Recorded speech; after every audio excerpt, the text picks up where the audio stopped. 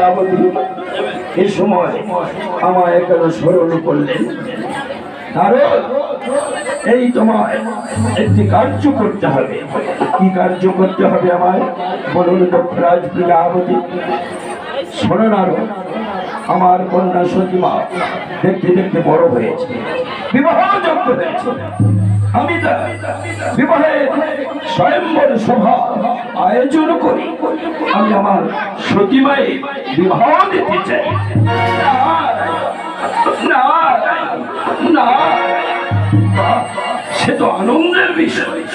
তাই তাহলে যাও নারদ, এই মুহূর্তে তুমি সমস্ত দেবতাদের এবং মুনি ঋষিগণকে তুমি নিমন্ত্রণ জানিয়ে এসো। তাই হবে দক্ষরাজ প্রজাপতি, আপনার কথা মতো আমি সমস্ত দেবতা এবং মুনি ঋষিগণকে আমি নিমন্ত্রণ দিয়ে এক এক করে সমস্ত দেবতাদের তুমি নিমন্ত্রণ করবে।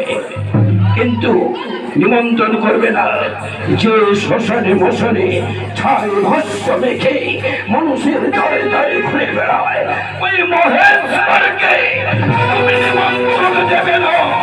এটাই আমার আদেশ।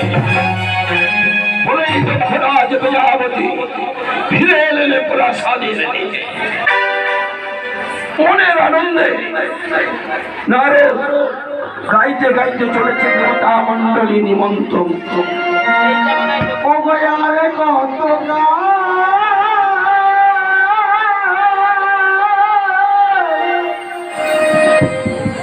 ও গো গিরিধারিলা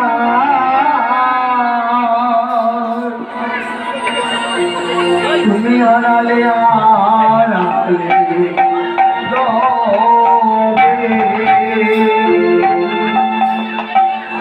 তুমি আড়ালে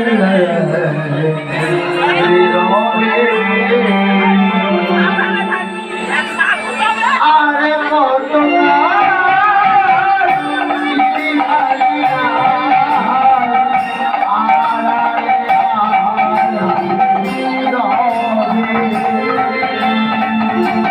আড়ালে